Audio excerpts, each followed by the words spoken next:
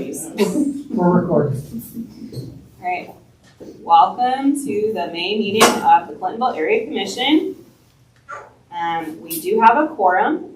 We're expecting one more commissioner, if not two. Are there any edits or additions to the agenda for commissioners this evening? Is there a motion to approve the agenda? All those in favor? Aye. All those opposed, same sign. Thank you. I don't think we have a flag in this room. Is there one back there? Across the street. Across the street. All right. Well, if you're able and willing, please. I believe there's one flying right there. Face the flag at Clinton Elementary. I pledge allegiance to the flag of the United States of America and to the republic for which it stands, one nation, under God, indivisible, with liberty and justice for all.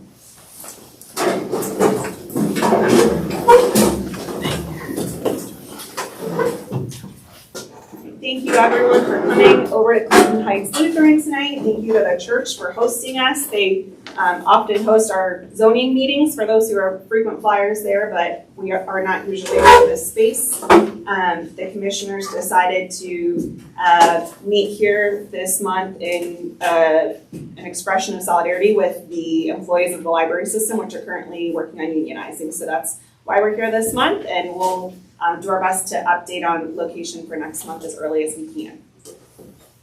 We'll go ahead and launch into our district updates, starting with Commissioner Moritz. Mark Moritz, District 6. Some good news, so the Whetstone Park soccer fields are open, the fishing pond is open, and spring has started. We also have a new cafe, Fox in Snow, in the place where there used to be the hot chicken takeover. And what was a busy place is now even busier. That brings me to my next item. So last month I showed a picture with a 3-car crash near Dealand and North High Street. With one car getting onto the sidewalk, and I've been noticing that there's lots of cars flying off the road on that part of North High Street. I thought that this month I have nothing to tell, but of course I was wrong, because another car flew off the road and knocked over a street light just south of Glenmont. And I found this a couple of days later. I asked Stacy Buddle if she could give me a record of how many street lights have been replaced in that part of North High Street. And Stacy Buddle submitted a 311 request to the Department of Public Services. I was hoping that people from the DPS were here to emphasize that this is a stretch of High Street that is very, very dangerous and will only become more dangerous because of the traffic going to that area. So this is a place where traffic should be much slower because of lots of pedestrians. It will be nicer for all. And I think I'll leave it at that. Maybe we could take a photo if their staff doesn't show up to send to them. I got it. Meeting of Hopefully I will take a photo as well. So send it. It's not ideal that they're not here.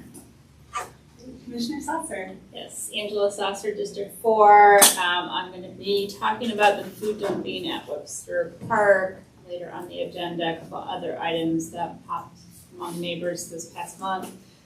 There's one that's still interested in getting the old bike path markings removed from Milton Avenue now that the crossing has changed to 315 North Broadway. And then several neighbors are being disturbed by the new digital LED board by Wendy's. It shines into their house, so working with them on that. Commissioner Hyman.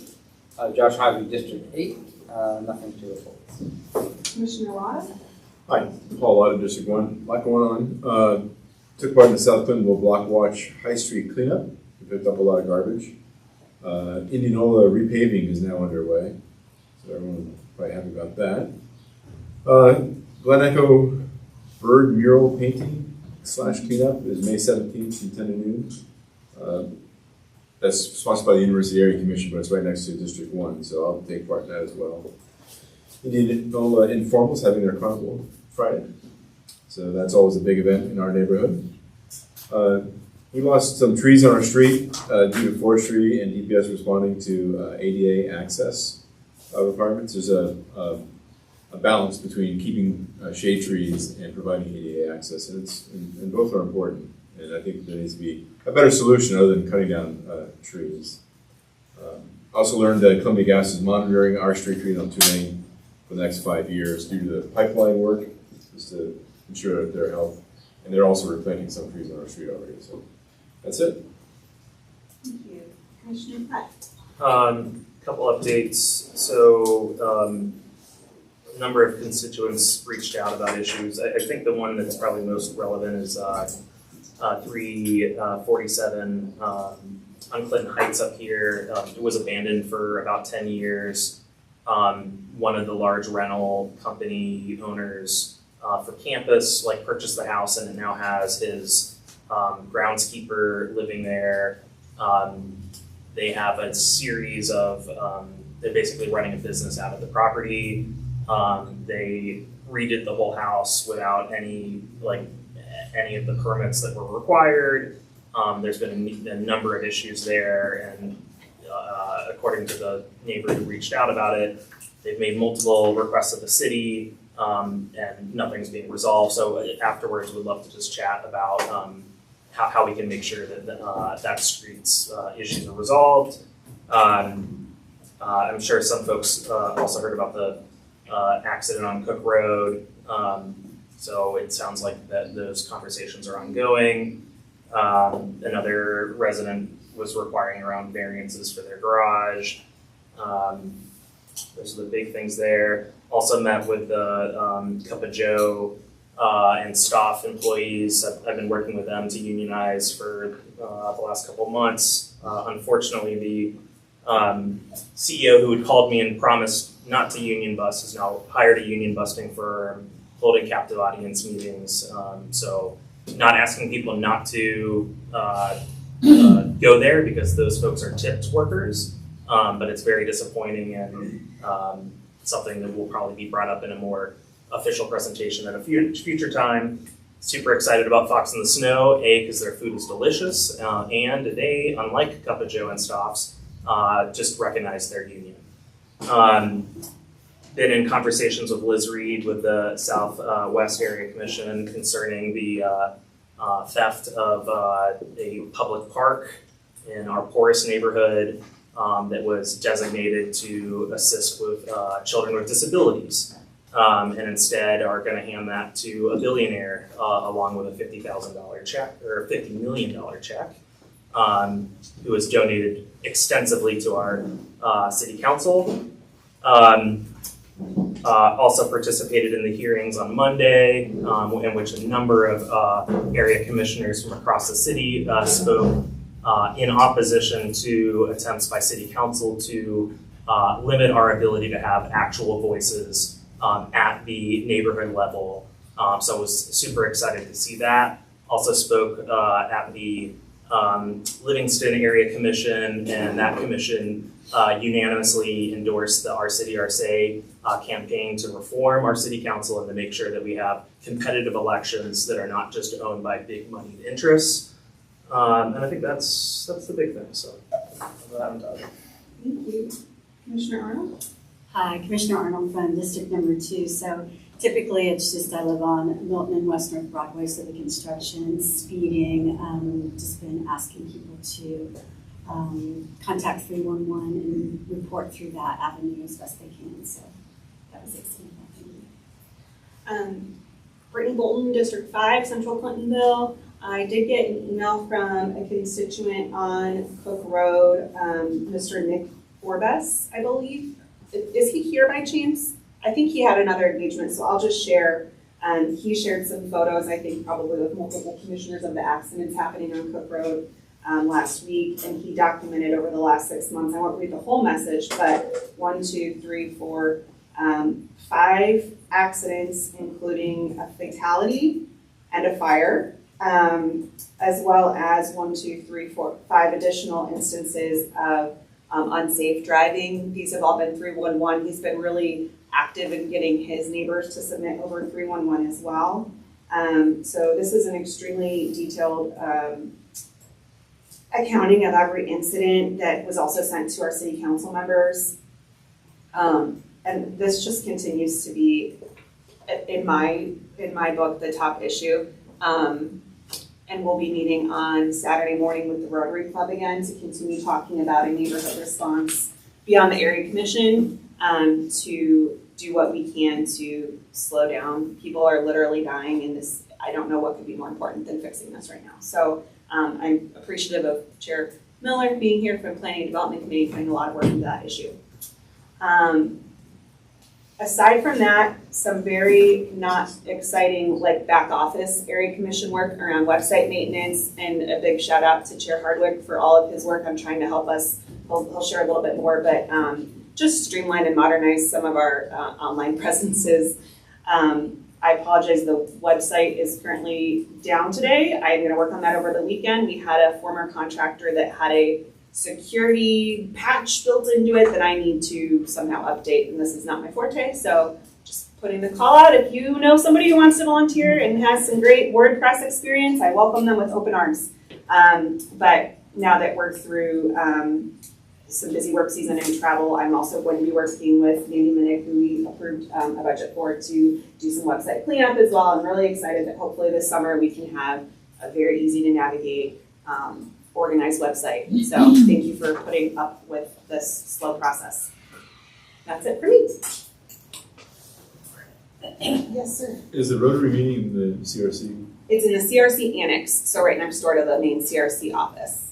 Thanks. Yeah, 8:30 to 9:30, and all are welcome. Is that the same place we met last time? Exactly. Yep. Thank you.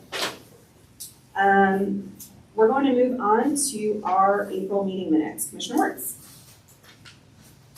But one update, I made that update, otherwise I heard nothing. Is there a motion to approve the minutes?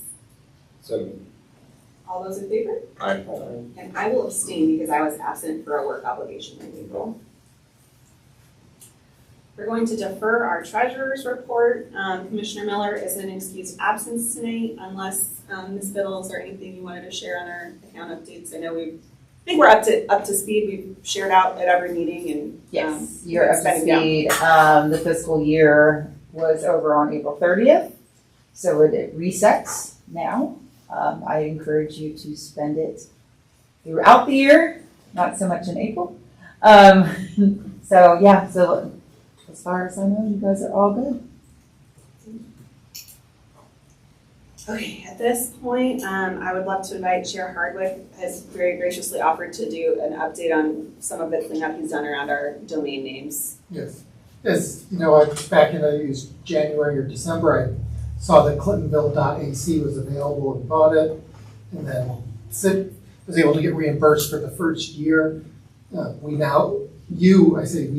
commission now has it through one of the last purchases. We added 5 years to that. So the domain now belongs to the commission through January 2032.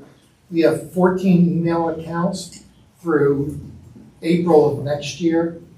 And I think there needs to be some discussion about how to allocate them. At the last meeting, or these 2 meetings ago, commissioners said that they wanted individual district ones. I think that should be thought through carefully, and my recommendation before doing any more than we've done. So far, all we've done is we have chair at Clintonville.ac, which Chair Bolton is going to set up, in zoning at Clintonville.ac. The rest are unallocated, and my thought is wait till you get the professional on board before you start messing with it. The person who is now organizing your email wrote down his notes with a fountain pen. And I think I know what I'm doing, but I'm at the limit of what I'm doing, and I'm afraid I'm going to start making mistakes. And there are security issues I'd like that a professional to think through before we do it. But basically, things to think about for doing emails, in addition to 9 commissioners, would be either election or elections, or plan or planning, info, some places have an info at. You can set it up so that there's a default email so that anyone who sends anything to clintonville.ac, it goes to that email box no matter what. You should probably think about whether you want to migrate your ClintonvilleAreaCommission.org to here or this to there, but whichever one probably should have a redirect on it. Whichever one you don't, you should have a redirect on it so that people don't get confused. I am now using officially the zoning at Clintonville.ac. However, I will be using the Gmail account I can't imagine I'm going to stop checking that on a regular basis for quite some time.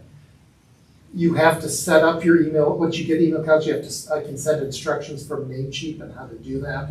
You can attach it to your Gmail account, but you can only send from your Gmail account. You can't receive, as far as I know, you can't receive. I've set mine up using, on my Mac, I use a program called Spark. You can't set it up in your regular Apple email and on your phone email. I'm not an Android user, so I'm told you can do that, but I haven't tried it. But that's, Should we update the website to reflect the new zoning email address? Yes. Okay. yes, and I've given that to the city. The city is now using that. I'm now using that to sending out notices. And I'm still trying to catch on all the little things where I have written it, where I have all the forms I've used. So apparently the footer on the email I sent out today telling about the meeting change, somewhere in the footer that has the other email. It's just new work to change all that. I also do want you to, when you're thinking about whether you want to have individual email, the individual district emails, just think about whether you want that, that means your name isn't on it anymore. It means it is no longer yours, and then they don't. But it has the advantage of if you leave, then there's a record of all the next person gets the record of everything, and it's completely separate from your thing. The other downside I have is most of your constituents don't know which district you represent or what district they're in. But then you also can think about whether you wanted it to be District 3, D3, 3, whatever system you have probably should be. There are just lots of things like that to think through, and that's why I'm hoping you will get your professional webmaster online. I also don't like being the master of all email passwords for the commission. That does not seem like a good job for me. I have worked with Commissioner Chair Bolton to make sure that she can have access to the account, so it's not just me, even with QFA. There's a way to make it so that she can have access to, so at least someone else does. I will be very happy when I am not the one in charge of that and someone else is the one in charge of maintaining the security. Same. This is great, and I just want to be clear, no one's being pushed to any type of platform, but we have the option now, and we can have multiple that you're using. We can each do it in our own fashion, but I think it will be important that once we set them up, they are standardized so that it's easy to connect with any district no matter what. Do commissioners have questions for Chair Hardwick? He's really pinch hitting and going above and beyond the zoning chair duties, and I appreciate it because he's filling a major gap. So I thank you for putting all the time into making this a much better system. Yeah, Commissioner Platt. I just want to thank you for that work. I mean, that's critical work at this point, and so I appreciate that. Like your suggestion that we have it be just like standard District 139 so that information is captured and can be carried on depending on who's in that seat. So, thank you. The seat-to-seat loss of information has been a huge issue over the years, so I think this could be a really great tool. Any other questions from commissioners? Oh, I agree with you guys too. I mean, I get, Dave Latera sends me emails still, so. Because our emails are really similar. I still accidentally send emails to Dave Vatero. I used to. Are there any questions from neighbors about our process? All right, well, we can continue. I'll sit down with Mandy and share this info with her, and we can continue to just have open conversation about the best way to set this up. Thank you very much. Our next update is from our elections chair, Chair Dahl. Welcome. Hi there, good evening. So CAC elections are just around the corner. The election day is set by the city. It's a citywide election for those commissions that elected to be in that broad election. And the date will be June 22nd. That's a Saturday. Early voting will be, this is specific to Clintonville. The early voting is Tuesday, June 18th. And the districts open for election are 1, 2, and 9. And there will be a meeting of the CAC Election Committee right here on Monday, June 1st from 6 to 8 p.m. That's open to the public. Anybody who'd like to join, we will be reviewing the election rules to look for any proposed changes. What time on June 1st? And I know Six- you yeah, can 6 to 8 p.m. 6 to 8 p.m. in this room. Elections in June, not August? Did I say? Oh my God. I actually wrote it down wrong. You're right. August 22nd and August 18th. I don't know what's on my mind there. Thank you for correcting me. August 22nd Yes. is a Saturday. Yes, it's always a Saturday set by the city, and then right now, at least the CAC rules put in for early voting, and that's usually on the Tuesday before. And can you say the districts one more time, Melissa? I'm 1, sorry. 2, and 9. 1, 2, and 9. Is that right, Paul? I did look that. Thank you. Thank you so much. Any questions from the commissioners for Chair Bell? Any questions from neighbors? All right, if you don't live in one of those districts, we have friends in them, make sure you let them know, 1, 2, and 9. Not to target anyone, I love our commissioners from 1, 2, and 9, but just want to make sure we keep having representatives. All right, we have updates from the city next, so I'll pass it over to Ms. Biddle from the Department of Neighborhoods. Thank you. I'm going to be very short. It's that time of year. Slowing down a bit. As Commissioner Lana has mentioned, Indianola is under construction, which is exciting because as a person who really wants to ride their bike more places and feel safe, I'm excited about that with the protected bike lane that will be happening there. And I drove up there today, and yeah, it's definitely underway. I sent you a link where you can follow the updates for that resurfacing and bike project. And also, if you go down on the website, the webpage, and it says newsfeed, click on that and you'll get the most updated information. Also, the resurfacing project that will pave Hollenbach into Whetstone is getting underway soon with the concrete starting. Everything is always dependent on weather. Paving starting in mid-May. Just, obviously be careful.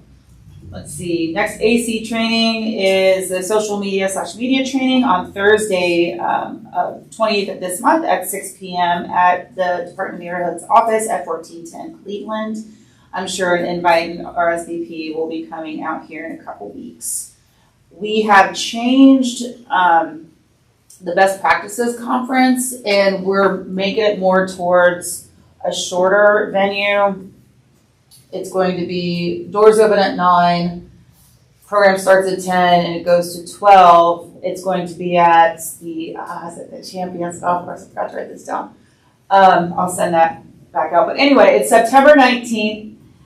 It's more going to be the Dan Charles Award presentation. The mayor will be there to speak on that and present the award, followed by a community leader networking session, kind of like a guided networking session.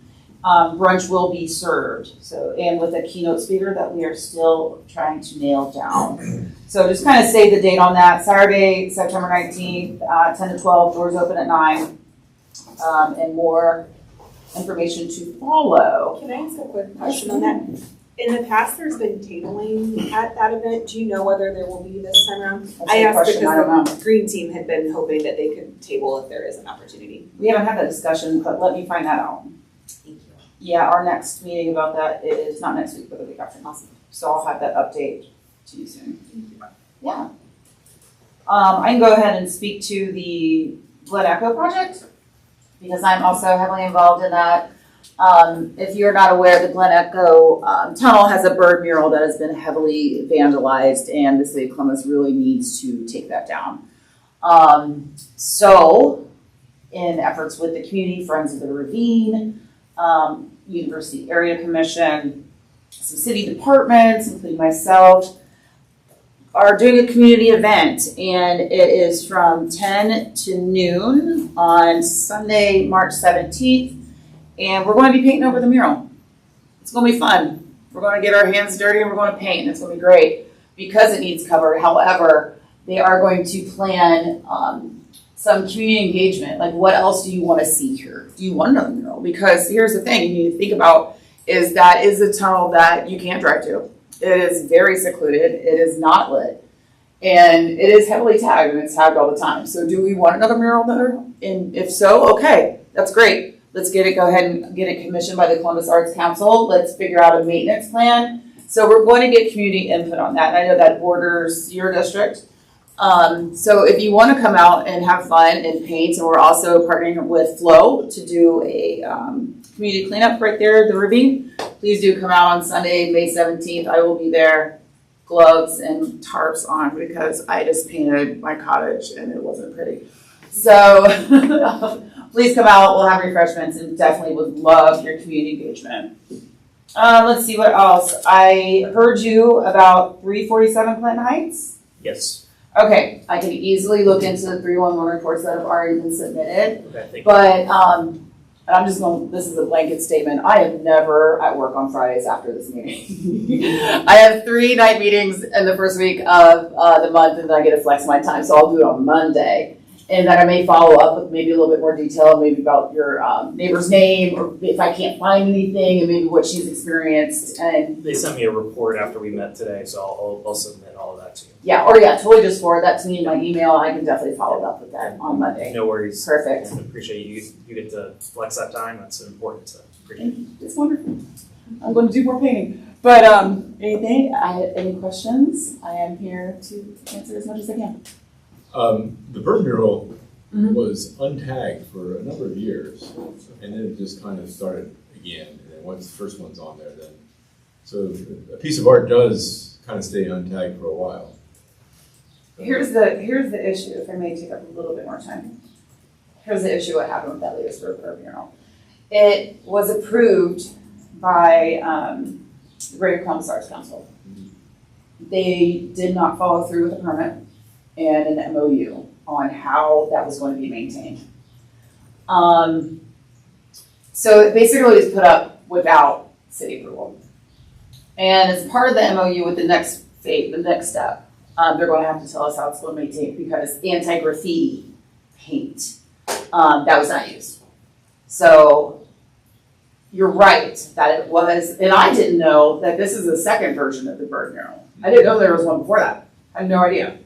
So yes, you're correct that once it's up, it does go untouched for a while, but once it's touched, it's done.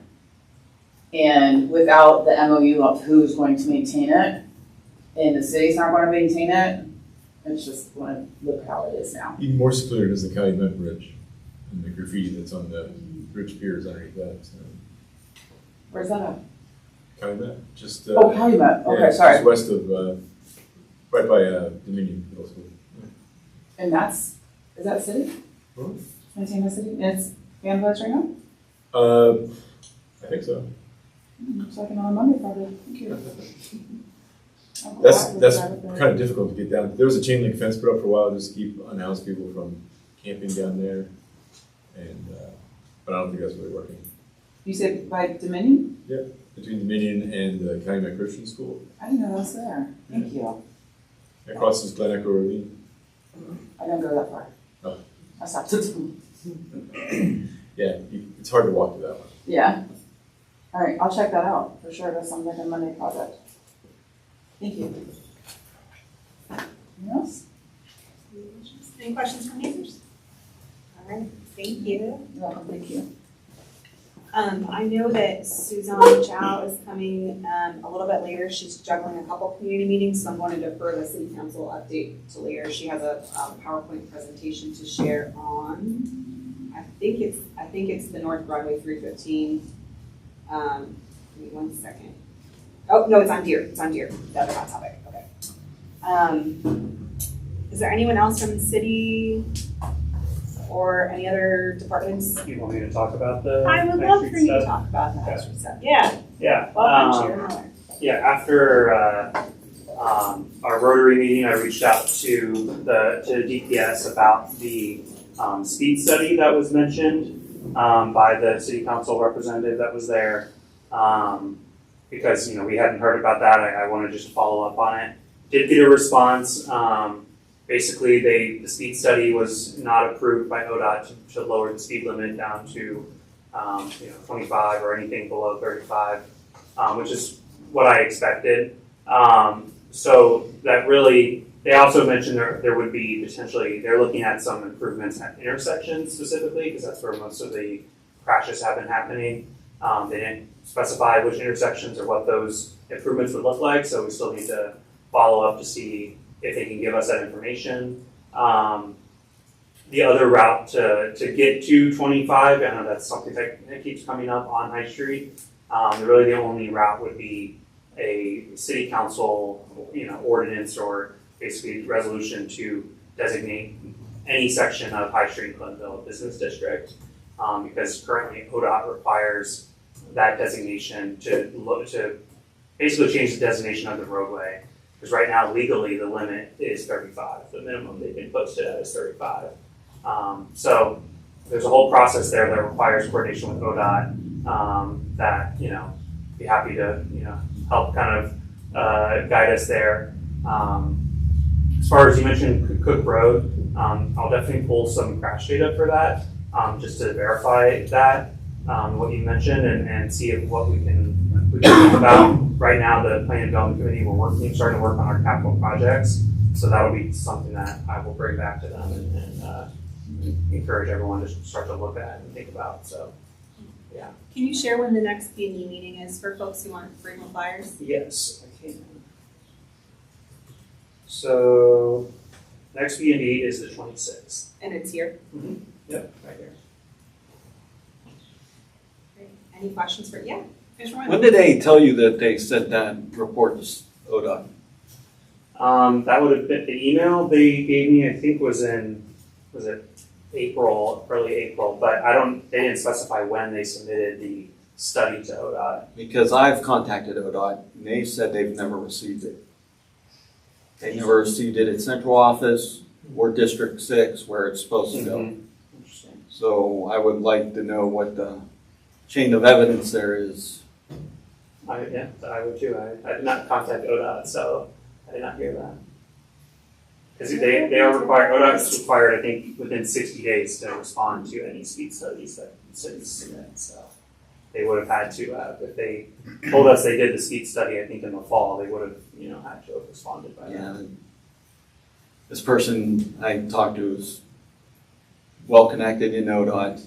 He's deputy director, and he tried to track it down, and there's no study from the city of Columbus for anything. Yeah. For the last 6 months. It's possible they did this study and knew what the answer was going to be and didn't bother submitting it because I know how ODOT's process works and I know that they wouldn't approve lowering it below 35 based on the data that they would have collected on what the current speeds are. So I have a problem with the data too. Yeah. Because you get an accident in Columbus now. If it's a non-injury accident, no one's coming out unless it's causing a traffic hazard.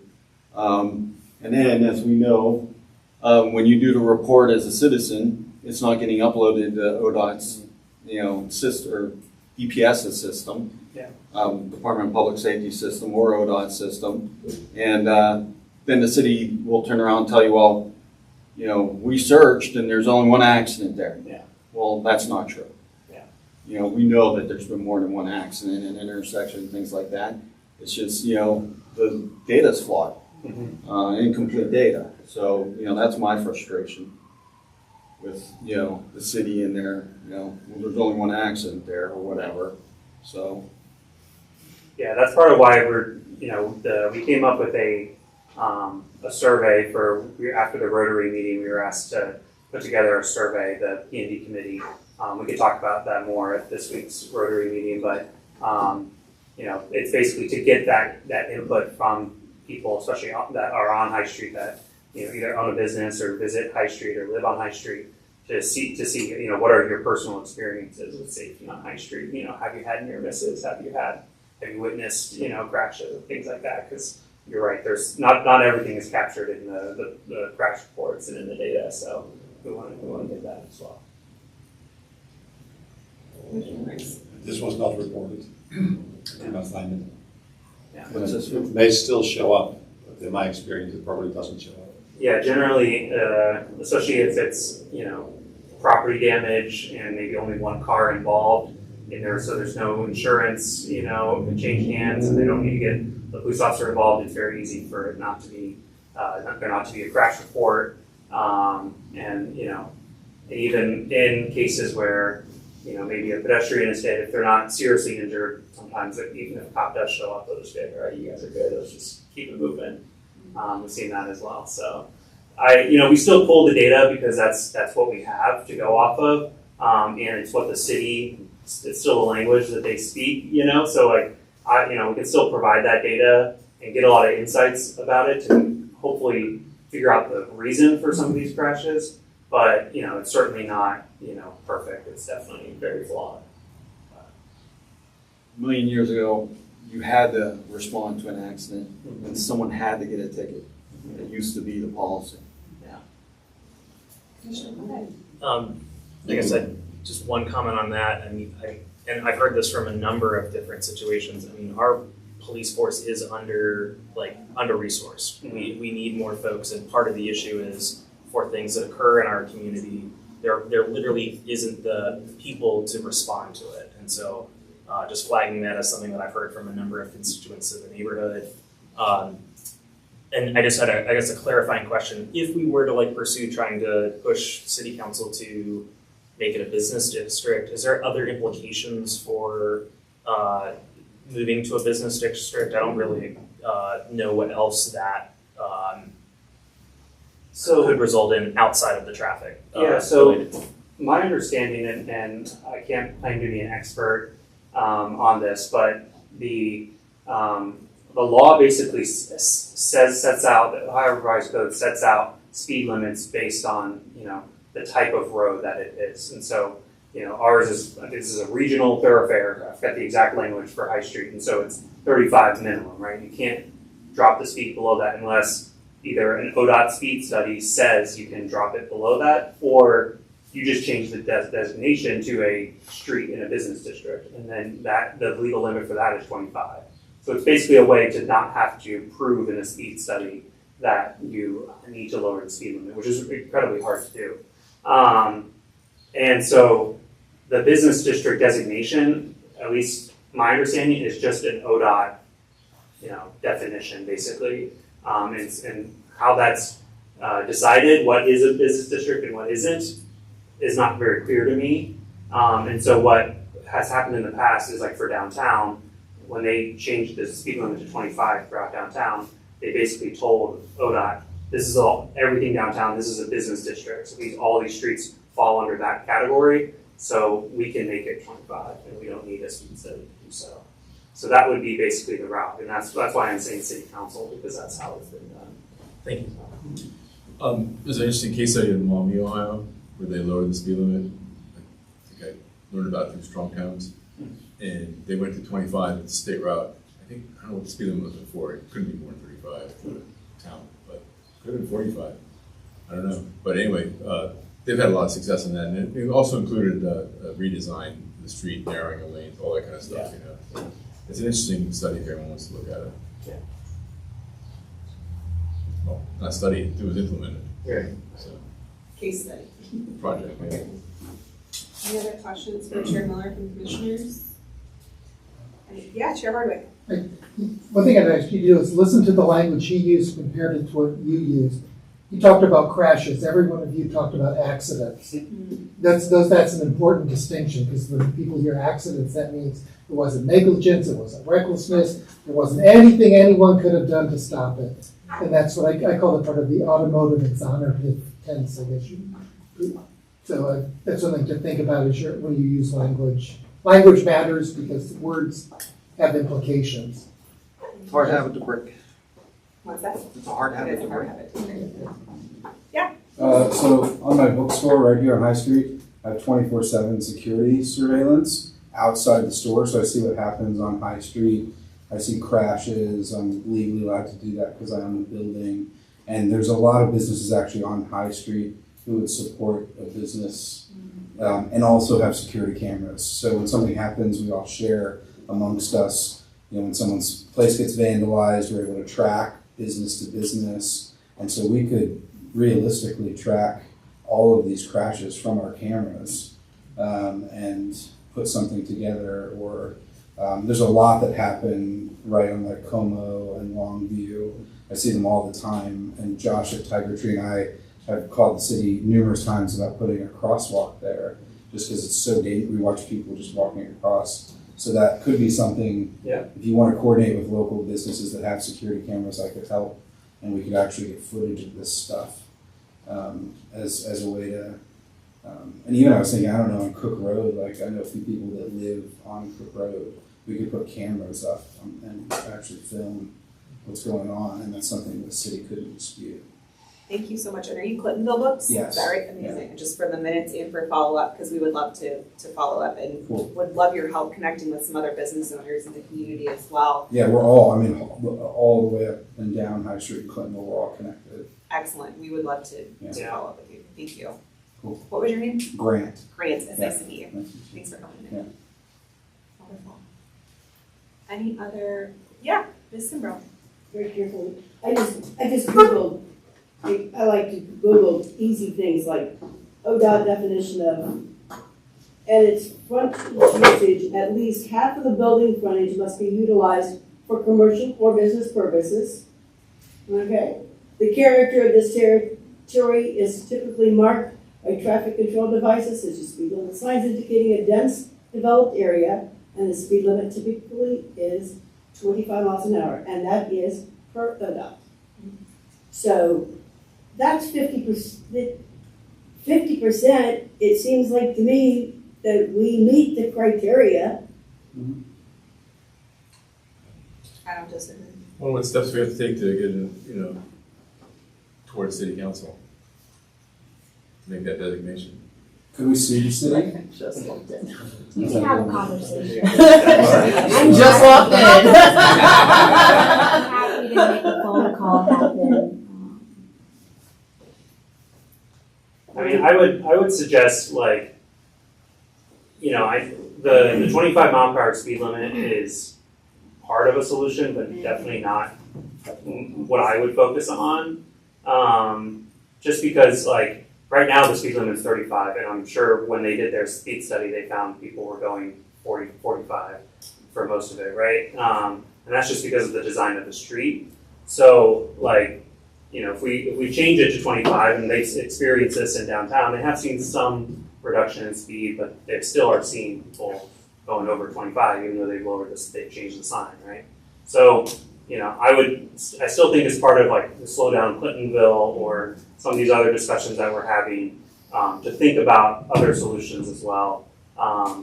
Especially changes to the roadway design and pushing for those. And so maybe this is step one, or maybe this comes later in the process. I don't know, but I would just think about that as well. And I do want to point out we've had 2 meetings now between the Area Commission and the Rotary Club, and we're trying to broaden it. So this is a huge call out. Anybody in this room, anybody you know who's concerned about speed and safety.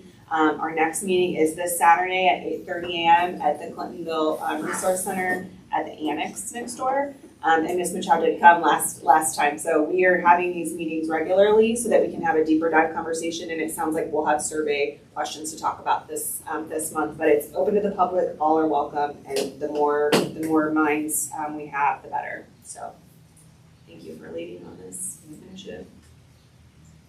Yeah, Commissioner Platt. So as far as process, we would have to get a council member to agree to bring it before the body. I'm sure we could get a meeting, particularly right now because of all the community pushback around the lack of response. I think that there would be a good chance we could get that. I do think we should, before we go that route, in my opinion, we also need to build community support for whatever we're doing. And so this is Clintonville.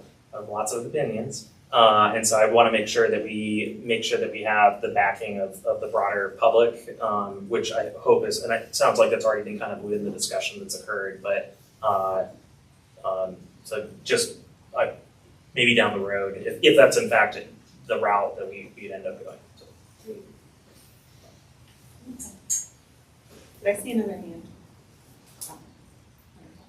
Well, we know you'll be plugged into the next meeting too, so thank you. Appreciate it. Susanna, if you want to do your presentation, I can pull it up if you're ready.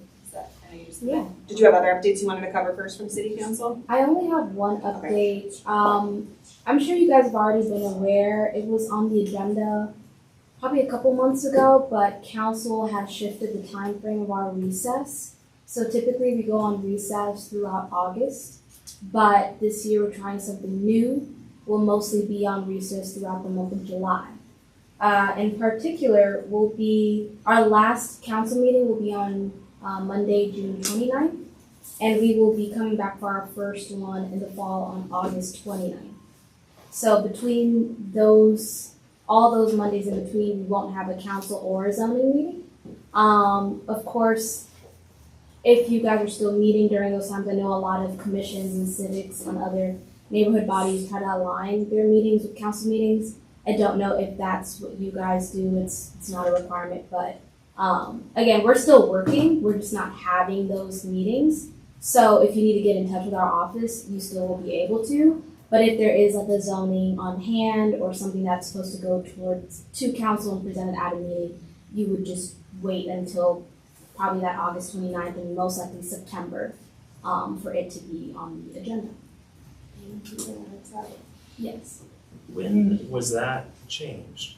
Earlier this year. When you say earlier, like when exactly? Because this has implications for a lot of things, and I just want to make sure that the timelines align as far as ballot initiatives and other things that occur in the city. So I would like to know exactly when that change occurred. I can find the exact council meeting that it was in, but it was legislated. We do have to legislate when we go on recess. I believe that was back in February. But yes, we understand that when we change the schedule, not only does it impact the council offices and how much they can pass in a certain time frame, but it also impacts the residents. That's why we do have to legislate it. I can look back again at our variances, at our ordinances, and then I can let you know the exact ordinance number and when that meeting took place that it passed. So. And I would flag, because at least when this was looked at a month ago, that's not what's on the calendar, the public calendar. I mean, I'll go back and double check it, but just for the public's knowledge, if that's not what's last time I checked, it is up on to there. date. Okay. So if you want to look now, it is. It is, okay, thank you. Yes. And just for clarity's sake, the Clintonville Area Commission did publish our calendar at the beginning of the year, and we will continue to meet all summer, so first Thursday. So it won't impact us. I understand other area commissions might take breaks over the summer, but it's not.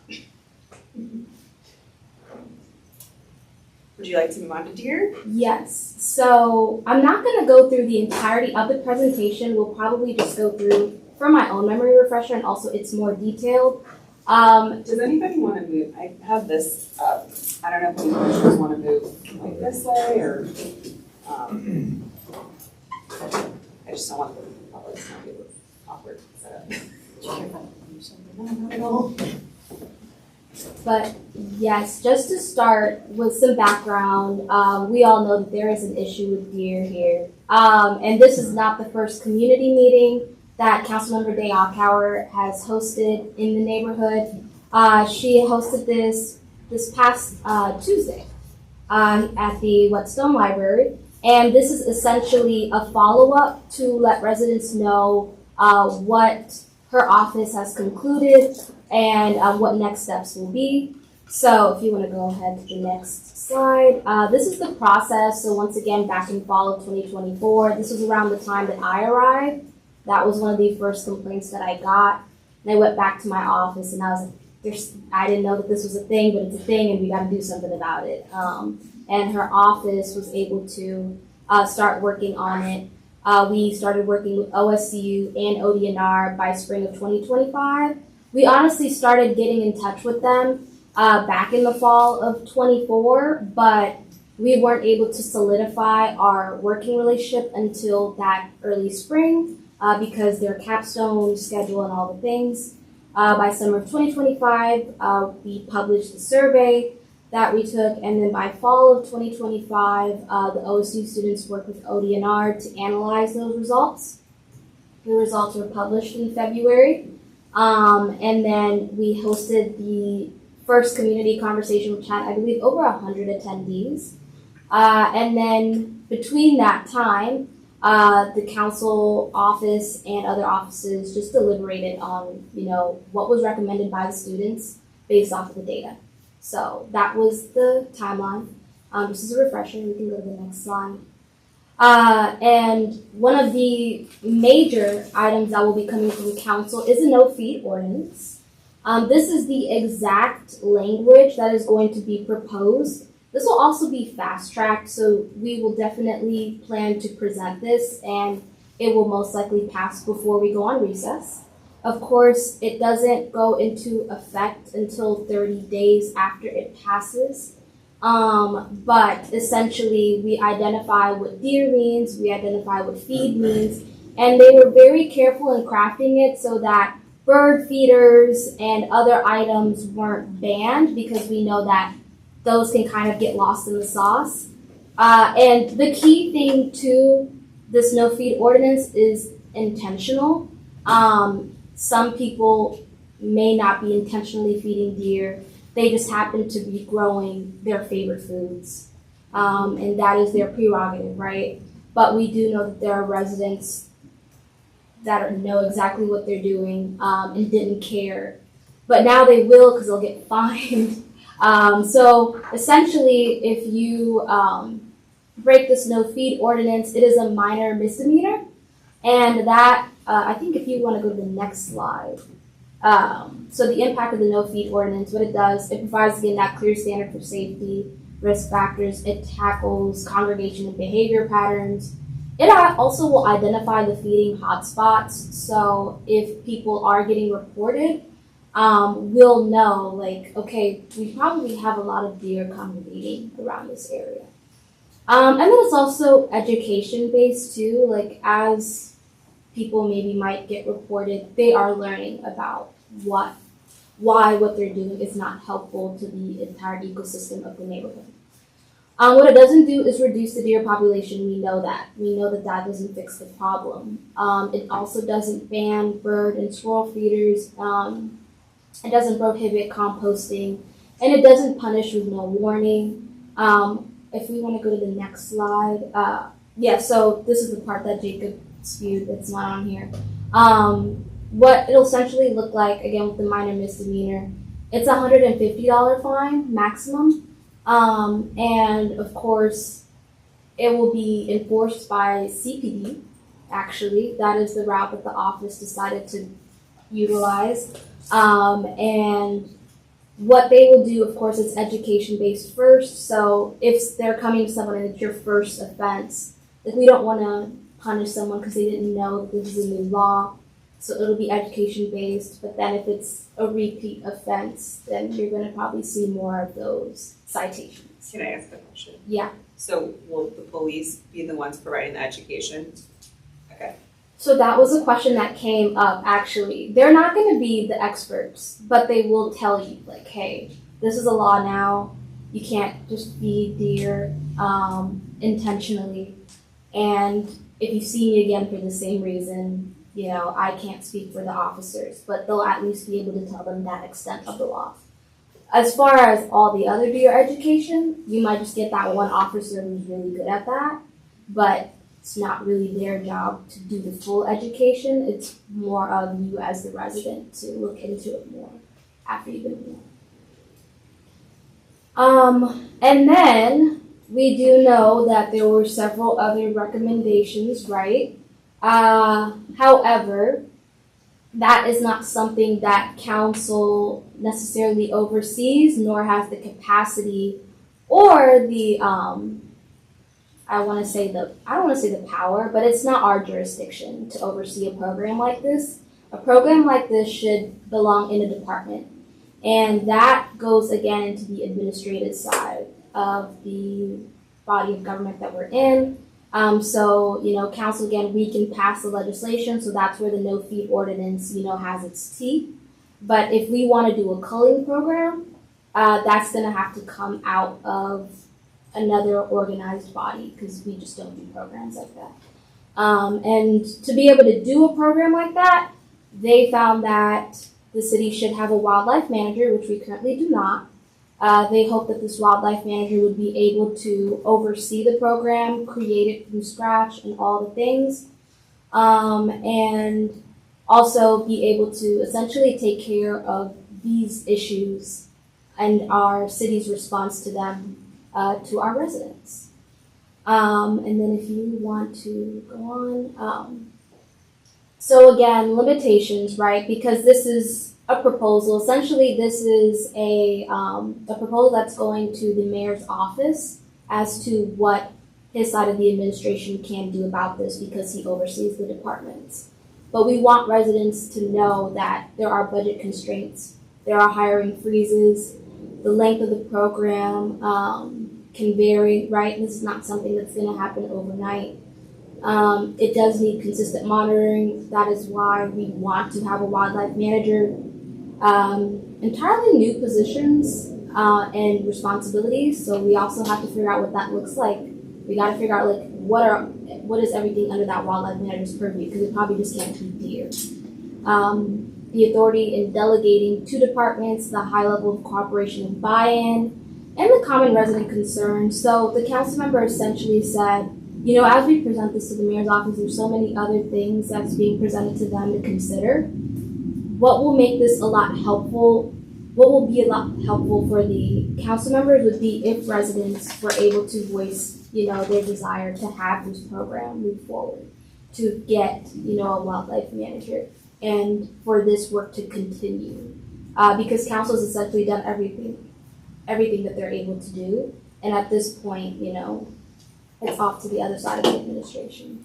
So just you as a resident, if you really want to see this program, knowing all of the other things that the city has to juggle, pick up your phone or send an email and make your opinion known. And then if you can go to the next slide, I think that's pretty much it from the presentation. But yes, the memorandum was drafted by our legislative research office. I believe it has yet to be sent to the mayor's office, but will be. And that new no-feed ordinance should be on the agenda this month. So I'll keep you guys updated. I'll send you an email, Brittany, and I'll make sure to include. I don't know if you guys get all the emails and I put the general Clintonville email. Okay. It's been down. Okay. Can we go back to the ordinance language? Yes.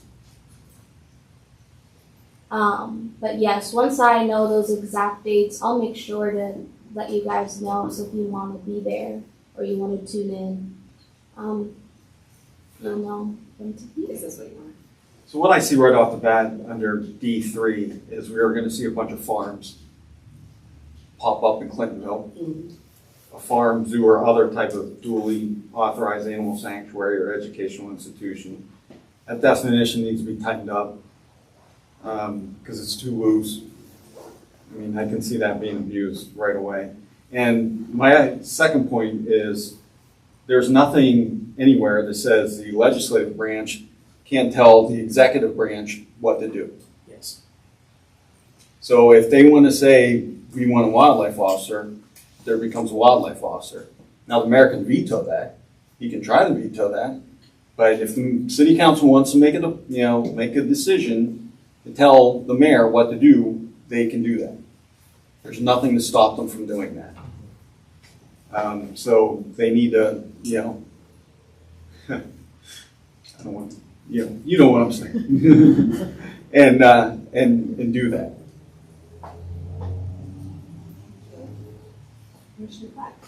Thank you for that presentation. That was really helpful. One just kind of question I have, as someone who's like lived in the neighborhood for like probably 34 out of my 39 years, there didn't used to be deer here. So is it the feeding that's caused that? I mean, I assume that it's a consequence of suburban development that's like pushed nature into the city, but I don't know. I don't know if that was covered at all. I'm just kind of more just interested in like how it happened.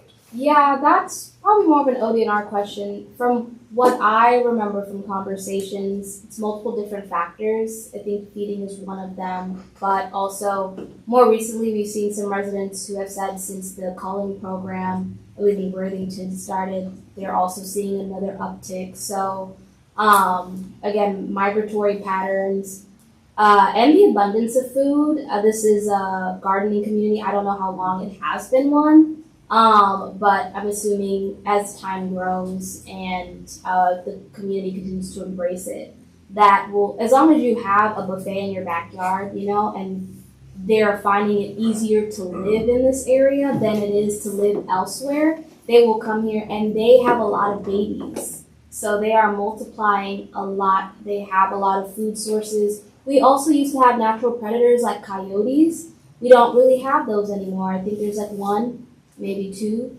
that I've heard about. Yeah, the Baja ravine for sure. But Yeah. we don't have as many of those natural predators as we used to that would have hunted the deer and kept that population at bay. So again, as we kind of, move a few things, it's like the butterfly effect. The smallest of things can have the greatest of impact. And there's been a lot of small changes around the community that I think have just made it a favorable area to live for fauna. So. Thank you. Yeah. Any other questions or comments from commissioners? I wasn't able to attend earlier this week. I don't know if anyone else from the commission was able to, if they had takeaways. Can we get copies of this one? Absolutely. Any questions from neighbors for Ms. Michelle? Thank you. Appreciate it. Did you have other city updates? Or?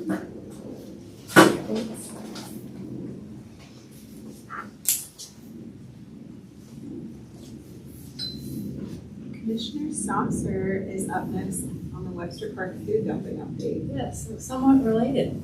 So I shared at the last CAC meeting about recent food dumping that happened at Webster Park Nature Preserve. Neighbors had reached out to me in early March about this. In addition to contacting me, they also reached out to Columbus Recreation and Parks and spoke to Jenny Doan. Jenny was really kind. She came out, met with the neighbors, and cleaned up the food that was dumped then. She also followed up and sent a letter mid-March to the neighbors who live adjacent to Webster Park. So if you're not familiar with Webster Park, it's this tiny little park that's at the corner of Webster Park Road, Delta, and Olentangy Boulevard. A lot of deer live there. Unfortunately, even after the letters were sent in early April, the neighbors saw additional food that was dumped there. So they reached back out to me, they reached out to Jenny, and Jenny suggested that I bring this to the CAC just to send a reminder to all that dumping food is a direct violation of City Code 919-16. And she also asked for me to read the letter, which I'll just kind of summarize here. I'll send the letter to you along with a guide that she also sent. So her letter stated that recent inspection was conducted of the City of Columbus Nature Preserve known as Webster Park. The inspection revealed dumping of fruit and vegetables, most recently noted grapefruits. Dumping of trash, even those considered natural or biodegradable, like grapefruit peels and squashes, can negatively impact the environment. Fruit and vegetables can introduce non-native seeds into the area, and food dumped into the woods take longer to decompose than you may expect, like an orange or banana peel may take up to 2 years to decompose. And then she included in that letter information where people can take their food for free composting services that the city provides. I believe most people are probably dumping the food there because deer live there and they want to feed the deer is my guess, and not on the composting. But anyways, the neighbors then, after this last dumping, they've made their own signs. They put up the code that it's a violation of. They also included a copy of Jenny's letter. Good news is, last 2 weeks they haven't had any food dumping there, so that is good. But just a reminder to everyone and to your neighbors that food dumping is illegal and it's discarded in our sphere. Also, she sent a good neighbor resource guide, so I'll send that to you to include in the minutes as well. Other questions for Commissioner's officer from other commissioners? Any questions from neighbors? We'll make sure that is posted in the minutes. Thank you. Chair Hardwick, we have one zoning and variance agenda item this evening. Yes. 3838 in Unola. This is under the new zoning code, which is why the section looks a little strange. It's EC 26039 and 3838 Indianola Avenue, better known as the Marzetti's plan. In order to install a 7-foot security feet and a driveway to maintain plant security and provide public safety from accidental ingress to the plant. That's my typo. The applicant seeks a variance from section F.30.100 to increase the maximum height of this fence from 4 to 7 feet. I think most of the questions revolved around the vegetation screening and why it's not the whole thing and what's form of vegetation.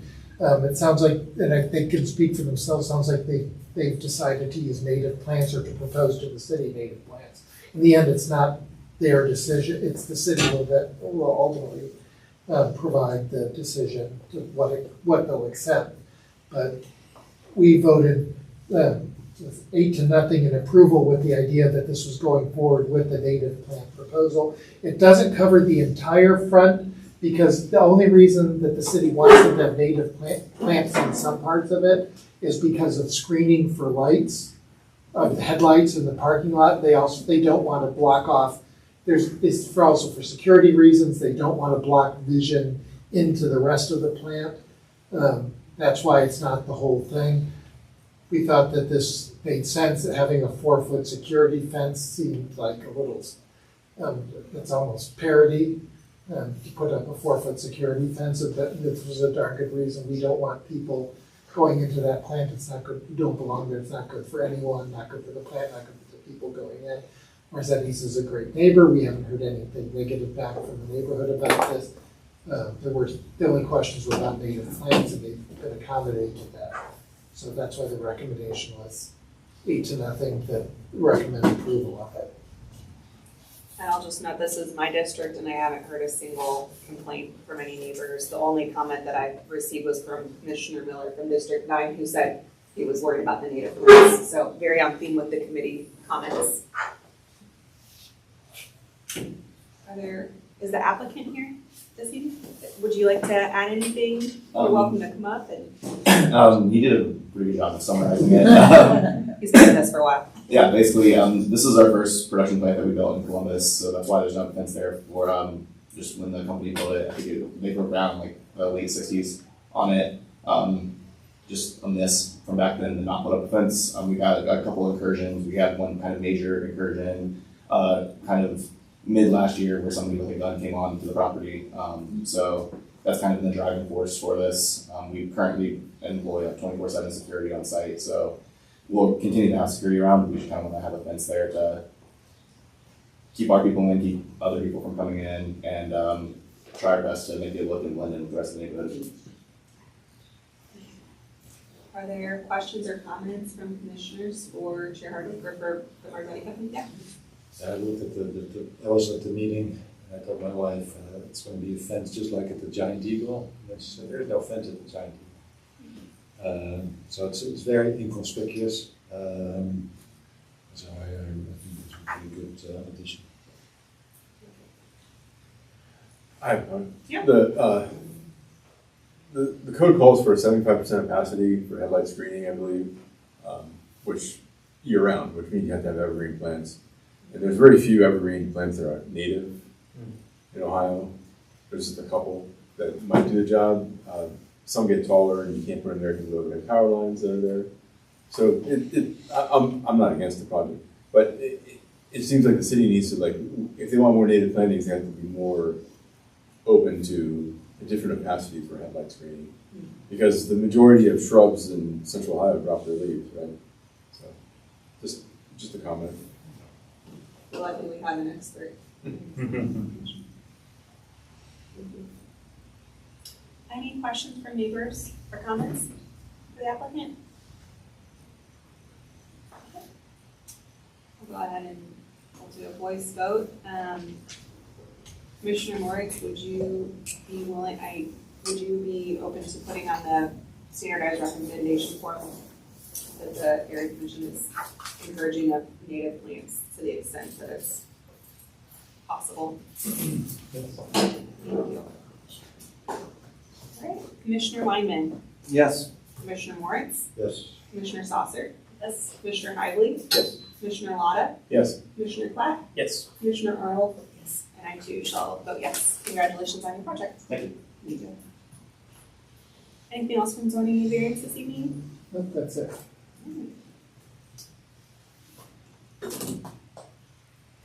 We are at public comment. Anyone here this evening have items they would like to discuss with the area commission? Crickets. I'll bring up a brief item that we can solve offline. It's a scheduling issue. It's not a decision, but this is, I think, the third year that Clintonville's 4th of July Festival is back. And we have been tabling each year. Many of you have volunteered and done a shift with me. And Ryan Foshi, the chair of the Green Team, has done a really nice job of bringing content and flyers and information about the Arbor Day Festival. And he has invited CAC to continue to partner with them. So I would like to move forward with that. And I just wanted to share, I'll send out an email to see if folks are in town on the 4th, that they can sign up for an hour or two to staff the table with the Green Team. I think it'd be really nice if we could have some commissioners there as well. All right. Any other topics commissioners want to cover this evening? I just have one question about the timing for the bird tunnel cleanup event. Yeah, go ahead. What time? Oh, excuse me. May 17th, 10 to noon. All right. Our next meeting is actually Saturday morning at 8:30 a.m. at Clintonville Resource Center, specifically to meet with the Rotary Club and other community leaders about traffic safety. Our next monthly meeting will be on June 4th, and we will announce between now and then whether we'll be at the library or back in this room. Thank you again to Clinton Heights, and thank you to the commissioners. If anyone's available to help put away the chairs, we'd love to leave the room as we found it. We're adjourned.